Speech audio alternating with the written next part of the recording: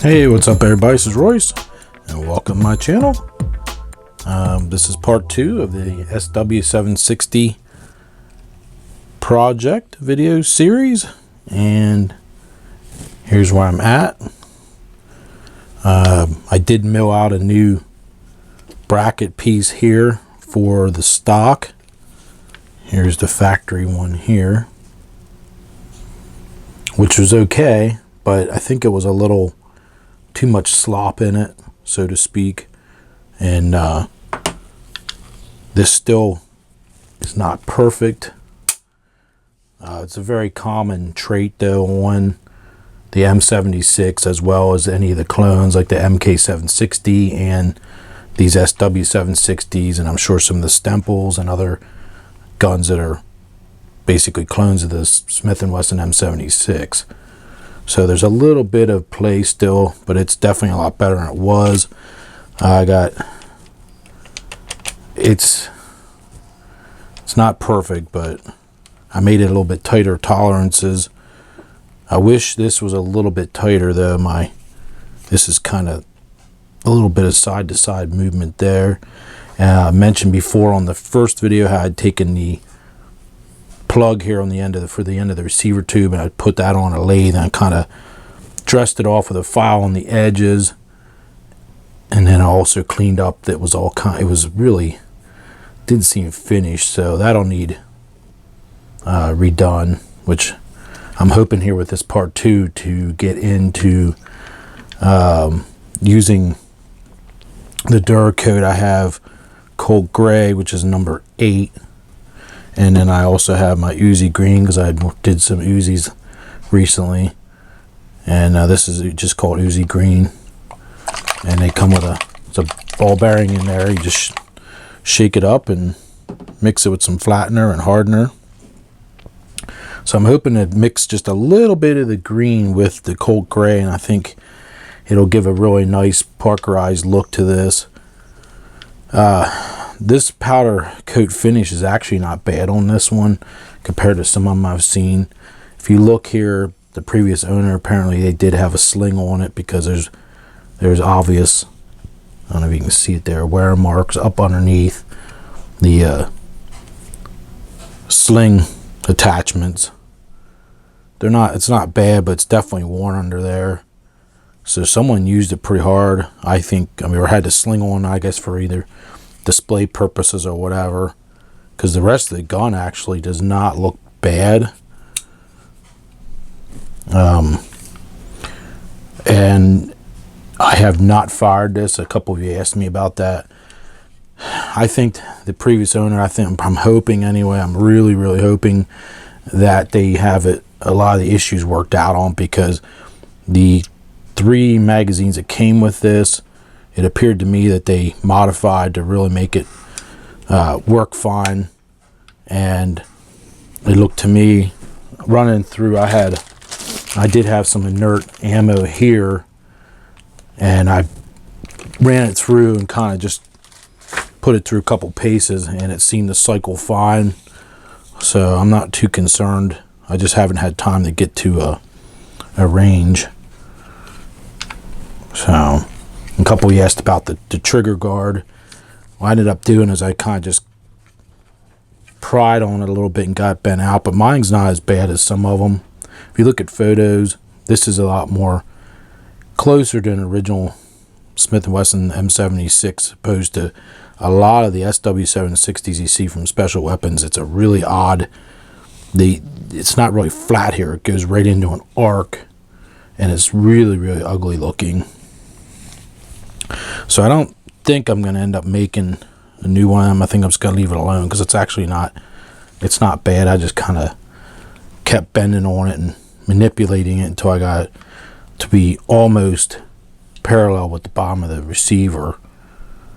I should say this right here. I think I went off camera, but so we'll go ahead here and take it apart and prep it here for painting.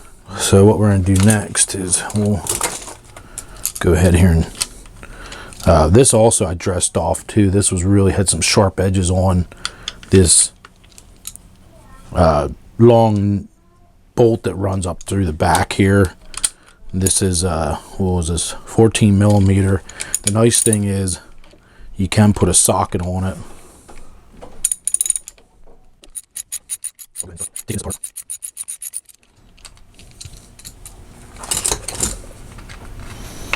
And then, of course, it's as easy as that. Once you get it apart, it kind of will start to fall apart. This is made out of, if you're curious, it's some kind of a nylon plastic. It's actually is really pretty decent. It's not the hard glossy plastic that the original Smith & Wessons had that were prone to break and be slippery if your hands are sweaty. That's all there is to it.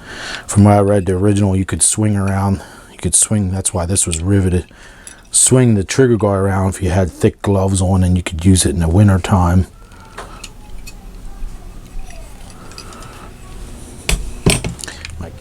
I did make a second one of that piece, and it took me a while to mill that out because I'm an amateur, but so this one actually fits, I think, a little bit tighter than the other one. I would have to actually tap that in there, so I don't know if I'm going to use that one or not. Oh, no, I can't get it out of there.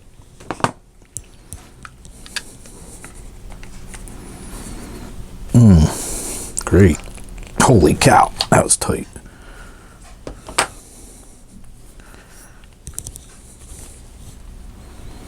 Oh, obviously you want to, before disassembling any firearm, you want to make sure it's completely empty. That would probably be helpful. Need to depress the barrel nut latch. This one actually you pull down on it.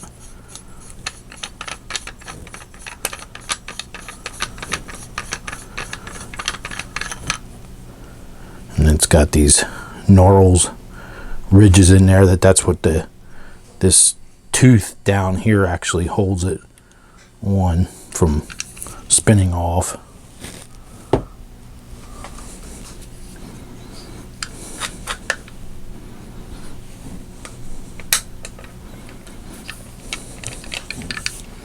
You have your receiver plug here. You want to pry. I don't have glasses on. I really should have glasses on for doing this, but you want to pull this pin out, and then the plug comes out with the spring and the rubber bumper.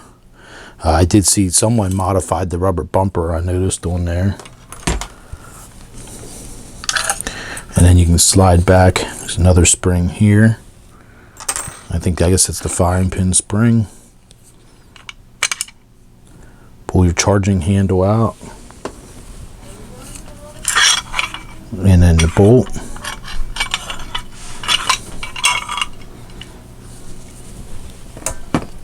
So here you have your bolt, and the nice modification. The extractor is at the 2 o'clock position, opposed to the original MK760s and the M76 from Smith & Wesson. The extractor would have been at the 12 o'clock, and this supposedly is a little bit better having it at the 2 o'clock position. And there's your firing pin, and this definitely looks to me like this might either been repaired or replaced. Maybe that is factory like that. It looks like it's bent over a little bit, so I'll have to keep an eye on that to figure out how I'm going to paint this with this ambidextrous selector. How I'm going to paint that and work, get underneath of it. This one's missing a ball bearing actually on the one side. Maybe they only ever assembled it. I don't know if you can see, there's a ball bearing on this side. That's what allows it to rotate smoothly. So it looks to me like it's supposed to probably have one on each side, but for whatever reason it's only one on one side. But maybe that's a factory issue. So this is probably the best way if you want to try to bend your trigger guard, is take the trigger group off and get a hold of it like this and kind of manipulate it.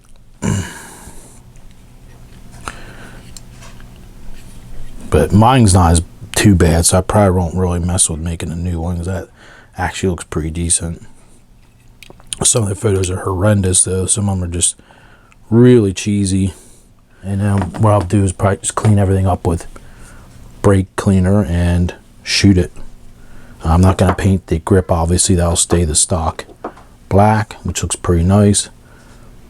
So I'll get everything cleaned up and we'll head over to the paint booth. Okay, now we're over at the paint booth. After cleaning up all the parts, I used just regular automotive brake cleaner. Looking at the label here, because I had to refresh my memory, it's 4 tablespoons and then 1 teaspoon of hardener for this DuraCoat paint.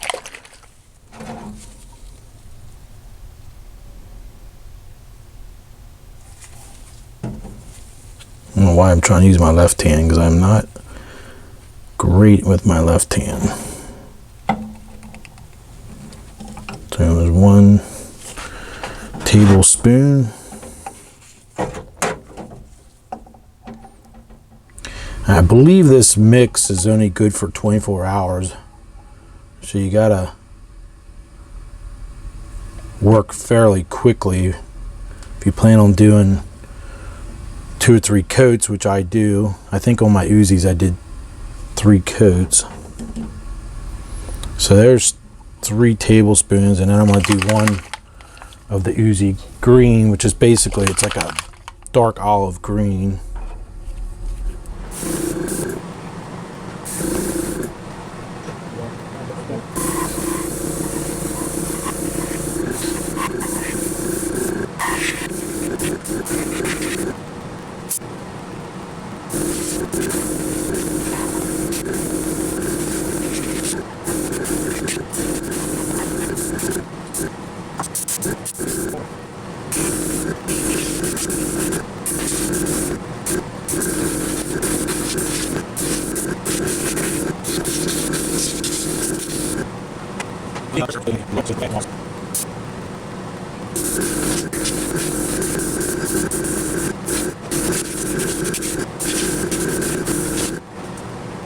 Alright, well, did quite a few light coats, and I finally found my reducer. I don't know, I couldn't find it there, so I need to run that through the airbrush. From what I just had to run and Google it. From what I was thinking 24 hours or something like that after it's mixed up with the hardener, but I was reading online, I couldn't really find anywhere directly from the manufacturer the time, but a lot of people said it's like 4 to 6 hours you have until this is basically no good to paint. So I'm going to have to work kind of fast to finish this up. You definitely want to wear gloves anytime you handle it because of the oils. Looks like I have a spot there I missed. I just wanted to see what this would look like with the black handle. So there's in the light. I think that'll be pretty cool. It's a little tint of green to it. Should look pretty cool. Looks very flat, almost Parkerized. I just hope it's durable, because I really should have hit everything with sandpaper, but I kind of got anxious and sort of forgot to go over. They recommend 600 grit sandpaper. I don't know if that really would have been necessary, that aggressive, but I think it'll be alright. I'm just gonna have to go over it one more time, and then that should hopefully be it. And then we'll come back and check it out, because usually you can handle within an hour. All right, here we go. We have the finished product. I think it looks pretty decent. I gave it 2 days to dry, and pretty much I think it was a day and a half when I assembled it. I just have to be very careful. I probably would wait a week to assemble anything you DuraCoat, but they claim it can be handled within a few hours, and then probably assembled within a day. Well, you could fire the weapon within a day, but I don't think I would do that. I think I would wait about a week. So we'll go ahead here and I'll get some shots of it close up. It turned out really nice, I think. I like the gray-green color. See, down below here we have two factory MK760 Parkerized magazines, and I think it gives you an idea how close this color really is. We have an olive green bag sitting behind it to give you an idea. This is I did this just a cheap pocket knife in the Uzi Green one time, and that gives you an idea there how green that is. And I had ordered, I think it was 6 or 7 swatches from DuraCoat. You can order the swatches, 6 of them I guess I got, and the one here called Deep Gray Green is pretty darn close. That's like really close to the color I mixed up. Tactical Gray Green is very, very close, probably the closest of any of them.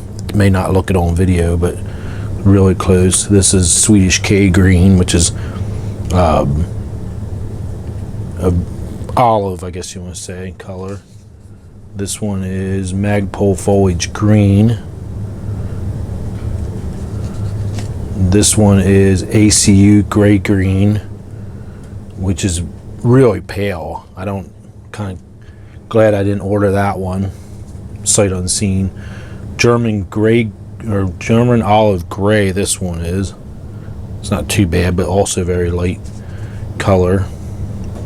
And here's the one Uzi I'd done recently to give you an idea of the color difference. This was, I think, 50% Uzi Green and 50% Colt Gray. So I really, really like the way this turned out. So I'll get some shots of both of them.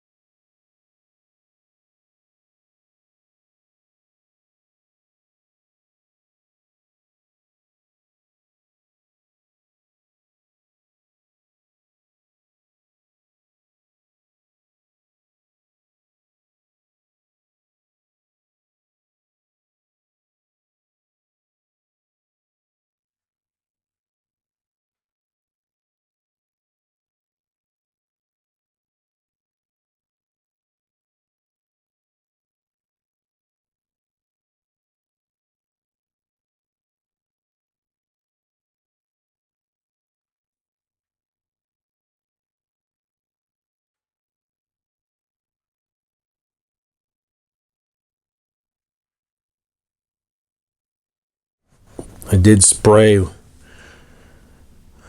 one of the clips here. One of the magazines I did spray in that same color just because I had so much paint left over. I didn't check on it today. It seemed like it was still fine yesterday, even after over 24 hours. I put it in a pill bottle. It seems like it's okay, but I thought I read somewhere that you should use it within like 48 hours or something like that. And there's the Uzi Green. I think that was straight out of the bottle.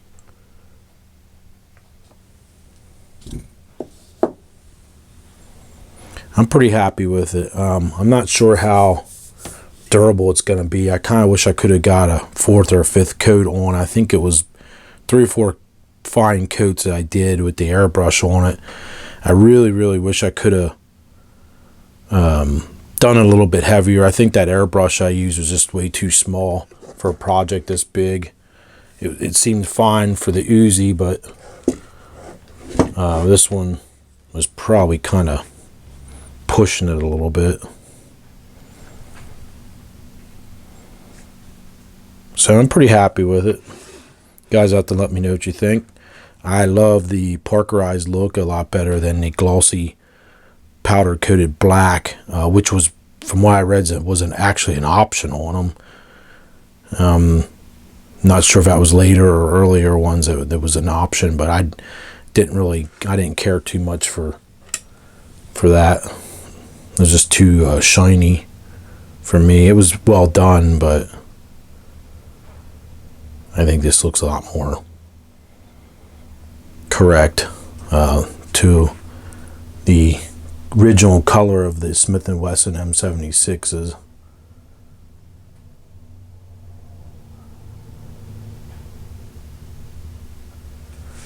And of course, here in this is an MK760 semi. You got your legal 16-inch barrel, but it's very olive green looking, that parkerization on that one. And of course, we have Lee Marvin. That's from Prime Cut movie. That one looks very glossy black there. That's Smith & Wesson, but that has no stock on it. So you can tell I'm a big fan of the Smith & Wesson M76, obviously. So there you go. Hopefully you guys like that, and I'm hoping to move on to my Browning belt fed sometime. Still gathering up a few missing pieces for that, but there we have it. So there's the SW-760, and I'm going to send the tax stamp money in to be able to put the 8-inch barrel on, which will look awesome instead of the goofy 16-inch barrel, which I think looks really, you know what, looks like crap. So there you go. So thanks for checking it out, everybody. Let me know, give me a thumbs up, and subscribe to the channel. Like I said, I'm used to doing I have a diecast channel called Pedal and Metal, so this firearms channel is new to me. So hopefully you guys enjoyed that, and until next time, I'll see you guys later. All right, bye now.